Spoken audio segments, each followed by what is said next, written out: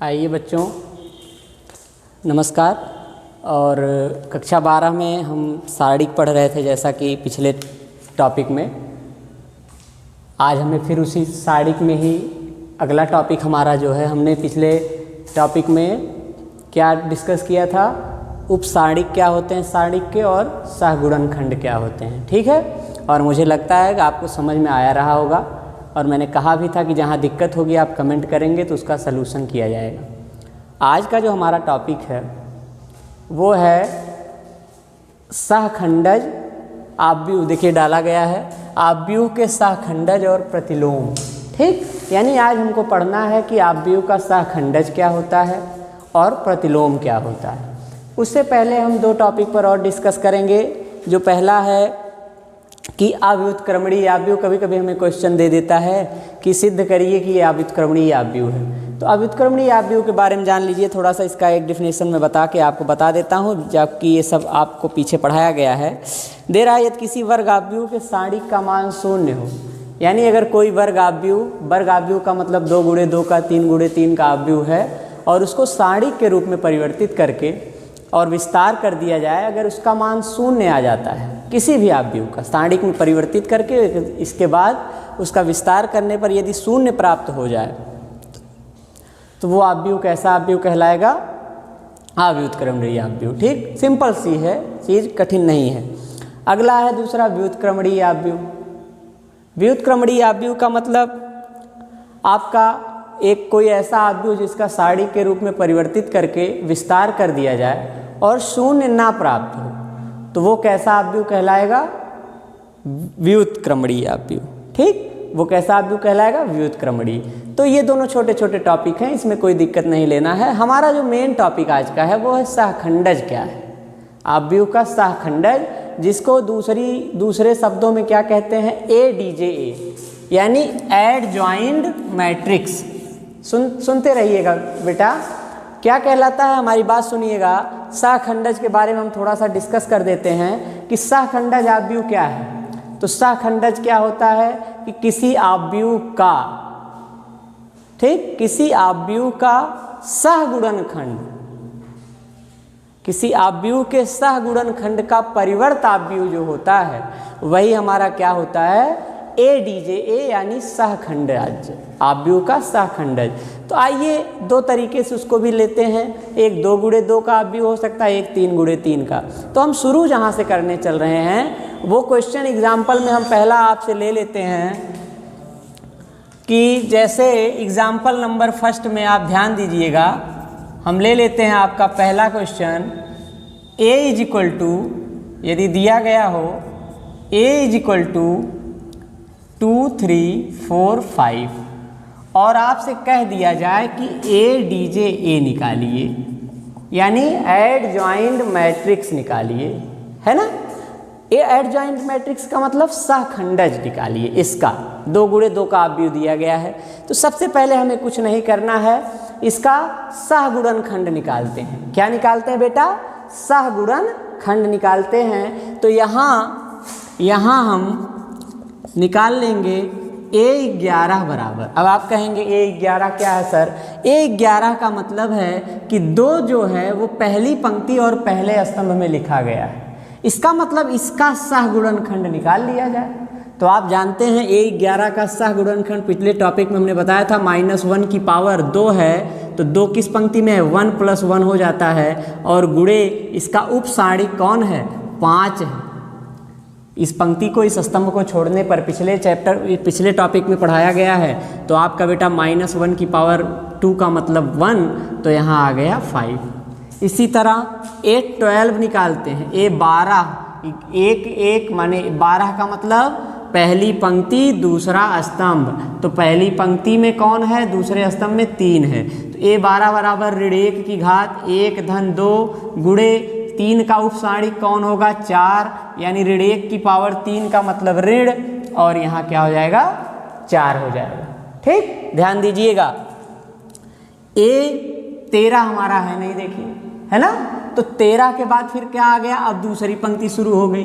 दूसरी पंक्ति मतलब क्या होता है कि A2 और 4 किस स्थान पर, यानी A21। 21 का मतलब दूसरी पंक्ति में 4 है और पहले स्तंभ में। A21 बराबर ऋण 1 की घात 2 धन 1 गुणे 4 का उपसाणिक कौन होगा? इस पंक्ति इस स्तंभ को छोड़ेंगे तो 3 होगा, यानी ऋण 1 की घात 3 मतलब ऋण, और यहाँ क्या हो जाएगा हमारा 3। इसी तरह A22 बराबर ऋण 1 की घात 2 धन 2। आप सोचेंगे A22 का मतलब कौन? 5 का उपसाणिक क्या होगा? तो 5 का उपसाणिक यानी ये है किसमें? दूसरी पंक्ति, दूसरे स्तंभ में पंक्ति छोड़ेंगे, स्तंभ 2 बचा, तो ऋण 1 की घाते 2 धन 2 और गुणे कितना? 2 बराबर ऋण 1 माने धन हो जाएगा ऋण 1 की घात 4, तो हमारा आ गया 2। ठीक। इन अवयवों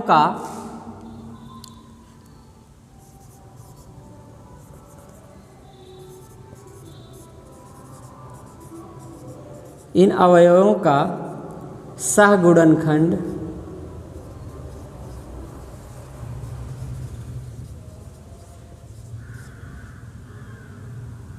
अवयवों के सहगुणनखंड को आप व्यू में लिखने पर माना B बराबर, हम किसी और शब्द से इसको मान लेंगे, यानी मान लिया जाए कि B बराबर क्या है? B बराबर इन्हीं को आपका लिख दिया जाए आप व्यू में 5 और फिर ऋण 4 और ऋण 3 और यहाँ 0।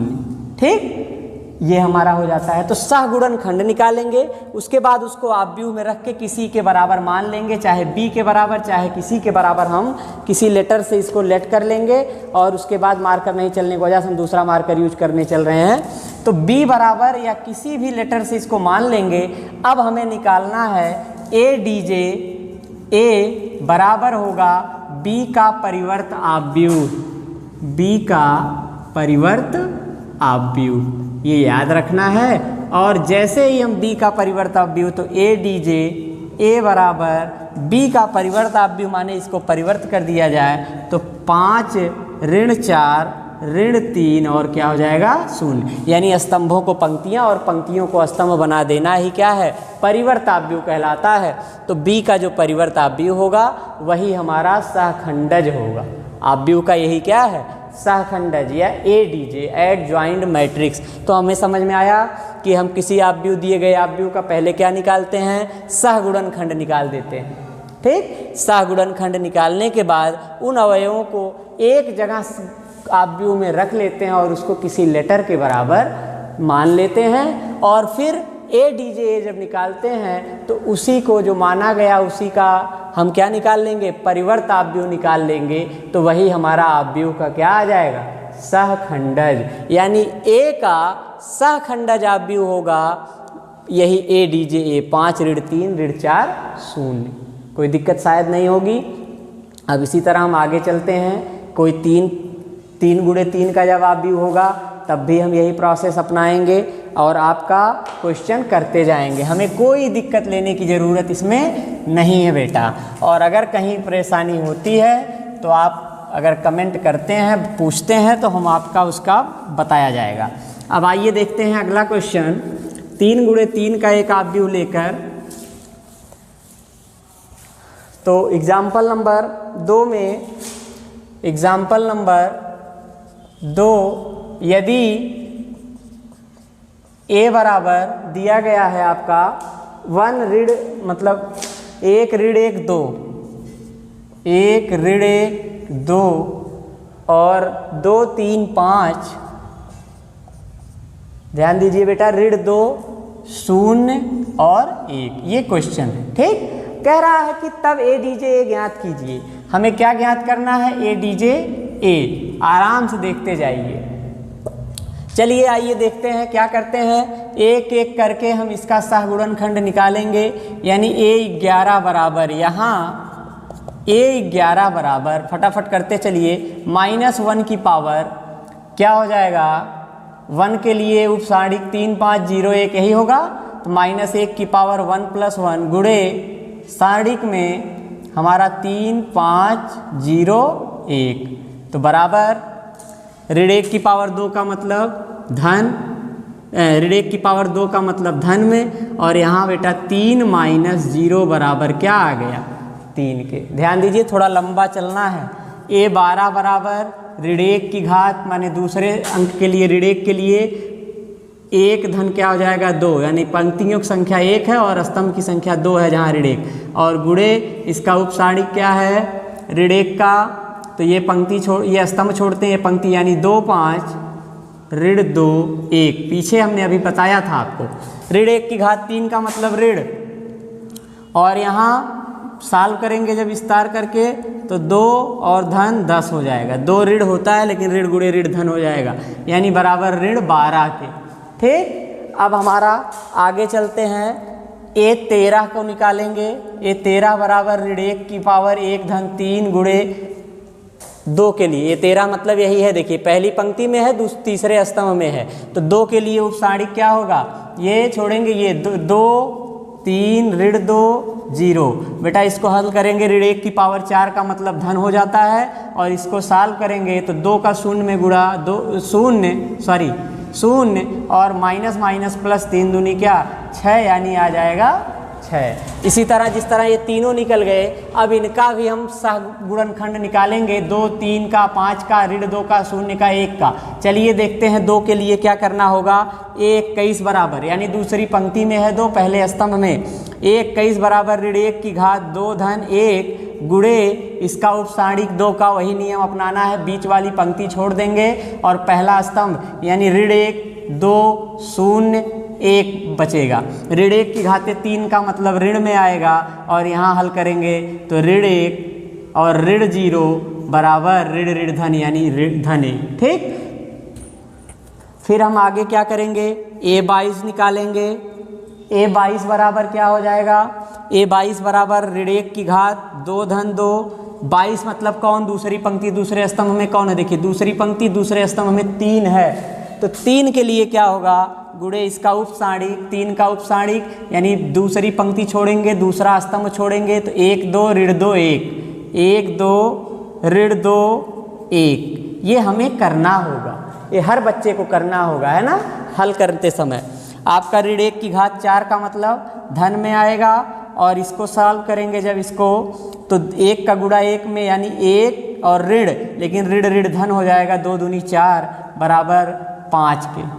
ठीक, इसी तरह A23 निकालेंगे। A23 बराबर ऋण 1 की घात 2 धन 3। आइए देखते हैं 23 कौन होगा, मतलब दूसरी पंक्ति पहला तीसरा स्तंभ, यानी 5 के लिए उपसारिक निकालिए, तो 5 के लिए उपसारिक इस स्तंभ को छोड़ेंगे, बीच वाली पंक्ति को छोड़ेंगे, तो 1 ऋण 2 0 1 गुणे में 1 ऋण 2 और यहाँ 0 बराबर ऋण 1 की घात 5 का मतलब ऋण, बेटा ध्यान दीजिएगा किसके लिए, ये 23 के लिए लिया गया है। 23 मतलब दूसरी पंक्ति तीसरा स्तंभ, 5 है, 5 के लिए उपसारिक, ये स्तंभ छोड़ा गया, बीच वाली पंक्ति, तो 1 ऋण 2 0 बचेगा, तो 0 का 1 में गुणा क्या होगा 0 और माइनस माइनस प्लस यानी -2 बराबर ऋण ऋण धन 2 आएगा। ठीक, अब आइए देखते हैं आगे इसी तरह निकालेंगे।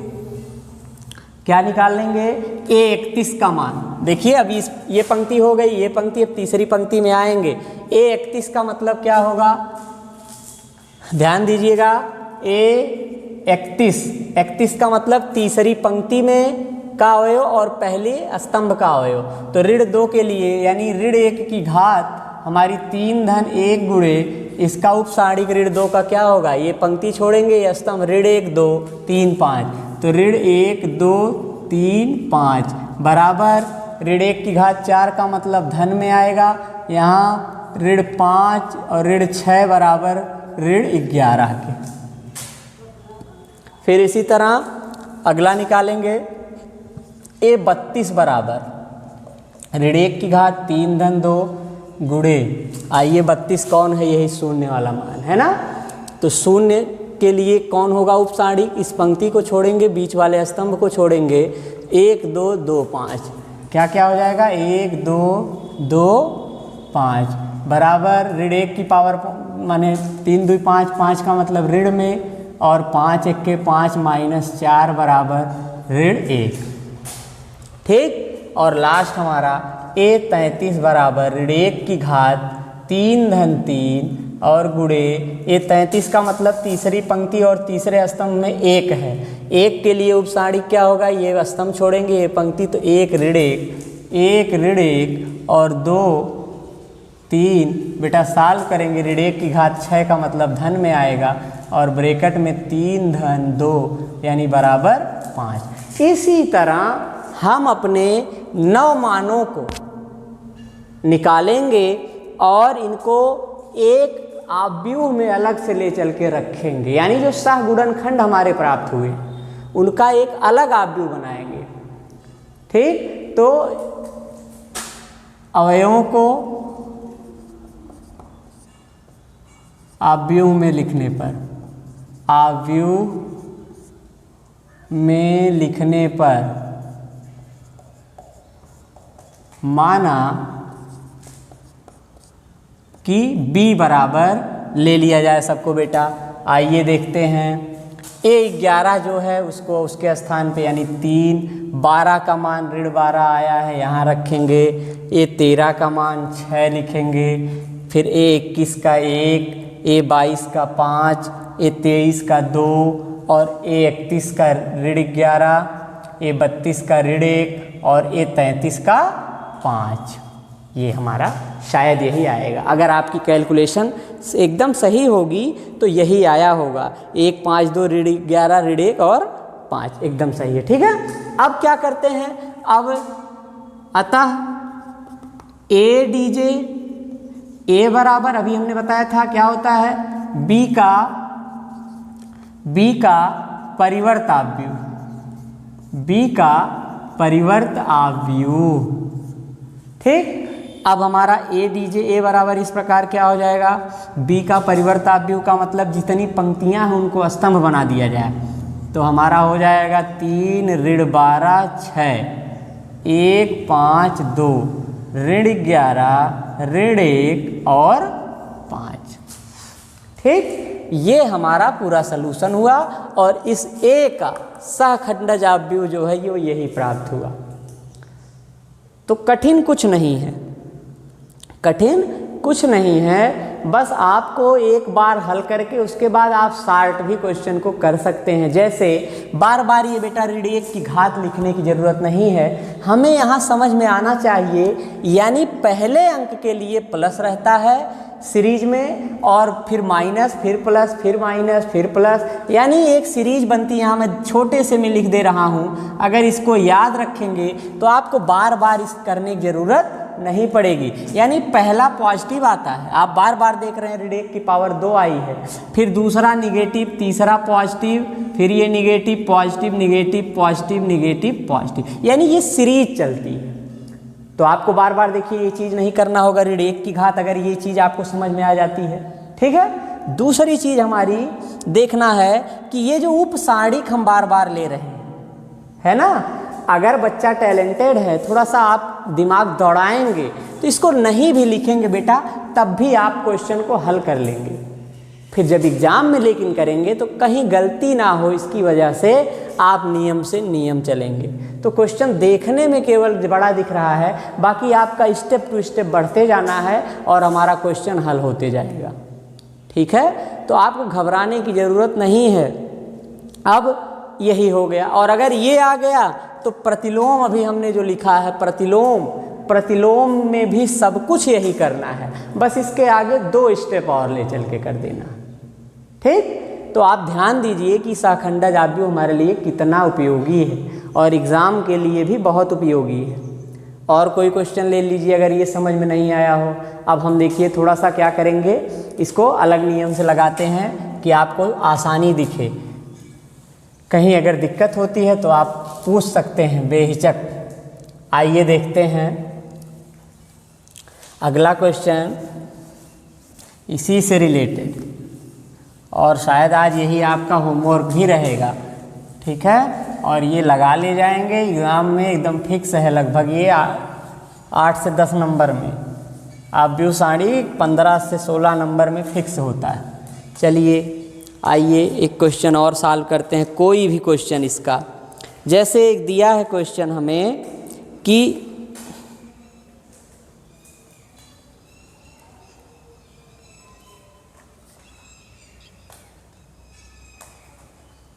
आइए एक क्वेश्चन दिया गया है, आव्यूह यानी आव्यूह ए बराबर, एग्जाम्पल देख लीजिए, ध्यान दीजिए, एग्जाम्पल नंबर 3 हम बता रहे हैं, बहुत ध्यान से देखिए। आव्यूह ए इज इक्वल टू 1 0 -1 1 0 -1, ध्यान से देखिएगा, फिर 3 4 5 3 4 5 और इसके बाद 0 -6 -7, और कह रहा है कि इसका क्या निकालना है आपको, सहखंडज आव्यूह ज्ञात कीजिए, यानी ए डी जे ए ज्ञात करना है।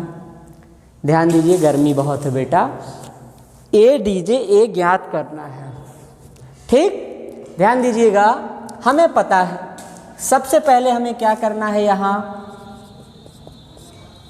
क्या करना है, A11 निकालना है, A11 बराबर, आपको पता है अब -1 की पावर 1 + 1 लेते हैं तो प्लस आता है, यानी ये पहला पॉजिटिव में ही होगा, ठीक। और 1 का उपसाणिक देखना है तो 4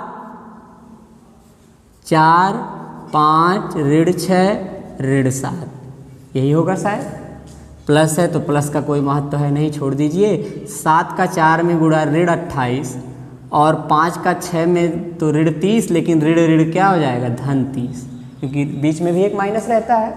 अरे भाई ऐसे होता है ना, इसको नहीं आ रहा देख ले, मैं वहाँ पीछे भी नहीं लिखा था, आपका ये क्या होगा, यहाँ माइनस ही तो करते हैं, फिर 5 6 मतलब 5 6 30 यानी ऋण 30, तो जब इसको सॉल्व करेंगे तो ऋण 28 और धन 30 बराबर हमारा क्या हो जाएगा, 2 हो जाएगा ना, यही हम शार्ट में भी लिख दिए थे।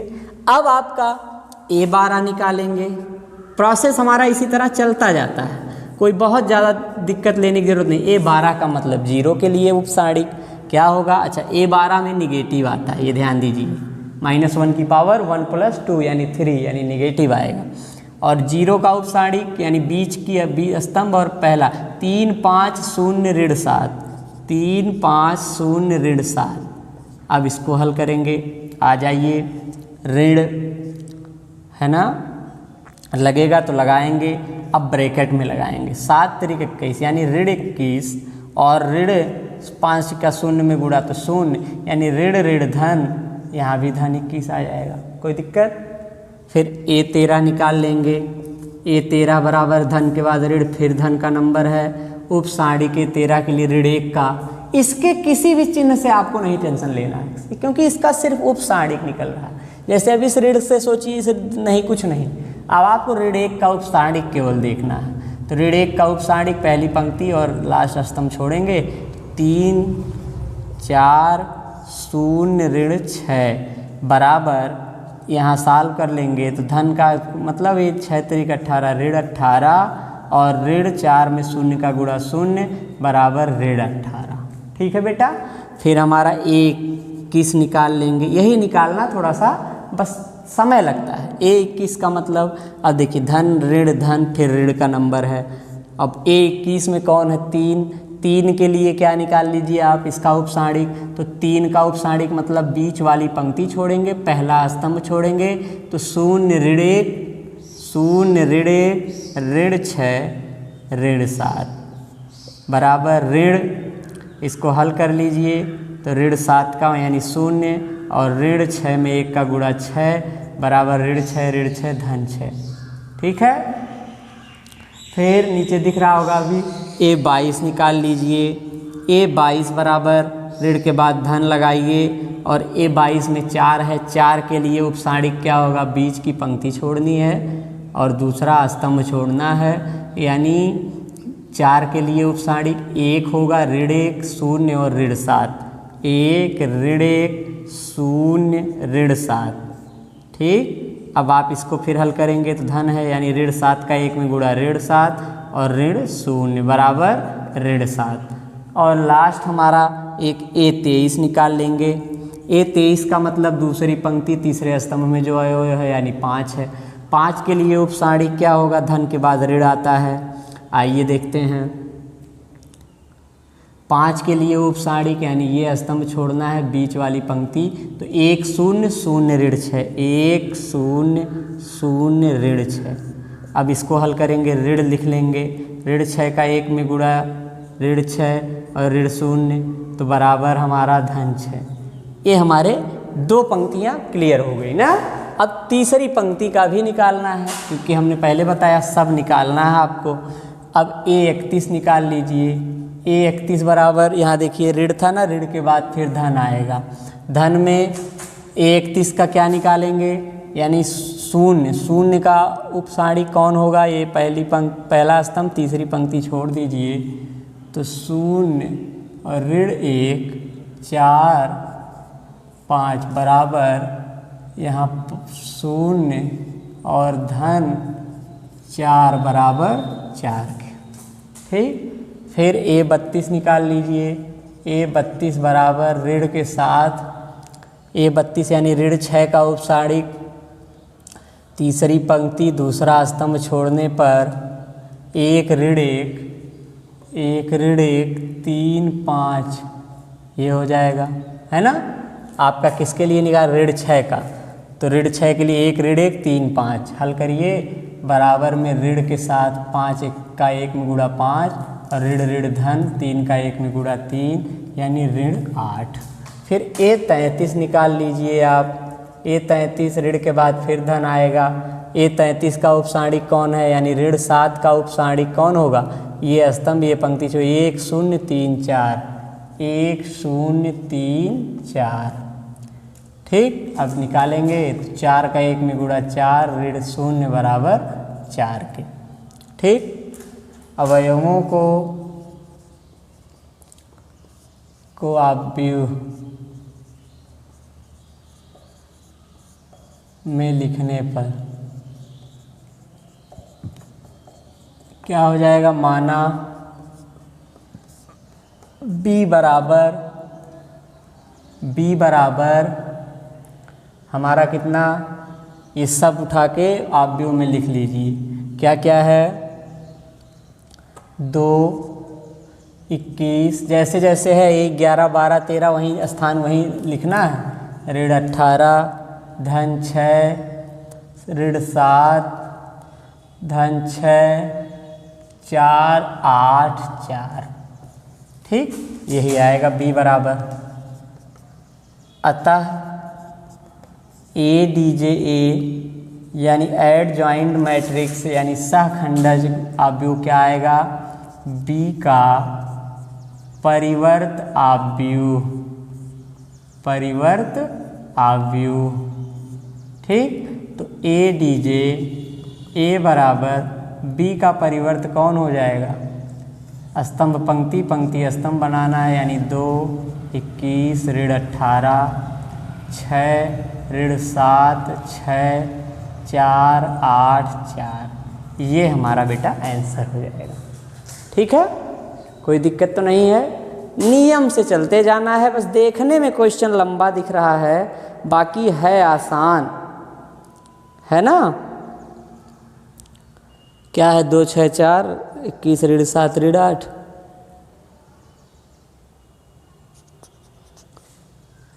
ये 31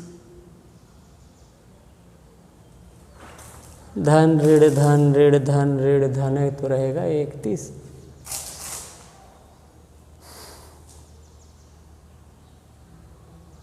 ये नहीं, ये 32, सॉरी वहाँ ऋण 8 था, ये ऋण 8 है, देखिए ऋण 8, तो यहाँ भी ऋण 8। ठीक है, आपका यही आंसर है। इसीलिए क्या करना है, आपको देखना है, एक बार ऑब्जर्व कर लेना अपना, कोई कहीं भी कैलकुलेशन में जैसे सिंबल छूट जाएगा तो भी दिक्कत हो जाएगी, है ना।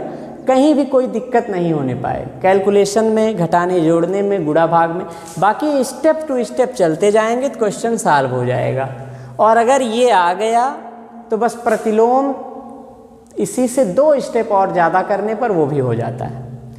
तो हमें लगता है ये आपको आया होगा, और इसी पर आगे सारे क्वेश्चन हैं एक्सरसाइज में, है ना। प्रश्नावली आप लगाना है आपको। अब चलिए इसी टाइप का एक क्वेश्चन हम बता देते हैं प्रतिलोम वाला। आपको एक प्रतिलोम का क्वेश्चन बता दिया जाए और प्रतिलोम की थोड़ा सा परिभाषा भी बता दी जाए।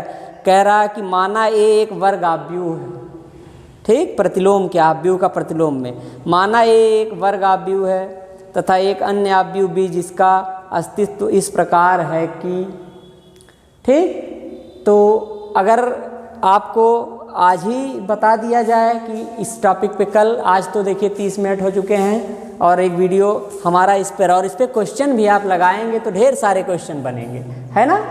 तो अगर ज़्यादा हो जाए तो हम कल फिर अगला वीडियो बनाते हैं आव्यूह का प्रतिलोम पर, हाँ, और एक बार इस पर फिर रिवाइज कर देंगे उस दिन, ठीक है।